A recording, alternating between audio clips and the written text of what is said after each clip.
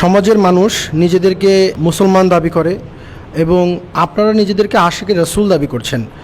আসলে আশিকে রাসূলের মর্তবা কতটুকু?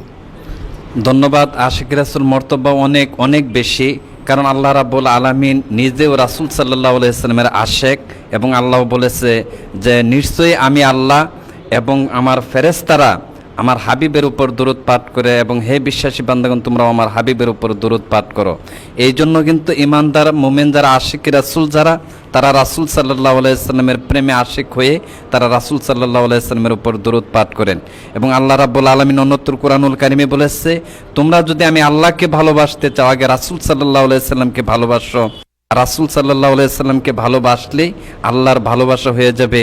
আল্লাহ রাব্বুল আলামিন বলতেছে যে আমি আমার হাবিবকে যারা ভালোবাসতে যারা পারবে, আমি আল্লাহ কথা দিলাম তাদের জিন্দেগির গুনাহসমূহ মাফ করে দেব। এই জন্য রাসূল সাল্লাল্লাহু আলাইহি সাল্লামকে যারা ভালোবাসে তাদেরকে আশিকি রাসূল বলা হয়।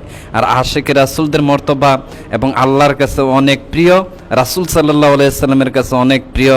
এবং যারা আশিকি রাসূল যারা হয়েছে, যেমন হযরত বিল্লাল রাদিয়াল্লাহু তাআলা আনহু, তিনি রাসূল সাল্লাল্লাহু আলাইহি সাল্লামকে ভালোবেসে আজও পর্যন্ত এখনও মানুষ রাসূল সাল্লাল্লাহু আলাইহি সাল্লামের নাম আদর্শ যেই পর্যন্ত গিয়েছে, যে পর্যন্ত আল্লাহ রাসূল সাল্লাল্লাহু আলাইহি সাল্লামকে স্মরণ করে, এখনও কিন্তু সাথে সাথে হযরত বিল্লাল রাদিয়াল্লাহু তাআলা আনহুকেও স্মরণ করে, এখনও তার নাম চিরস্মরণীয় হয়ে আছে।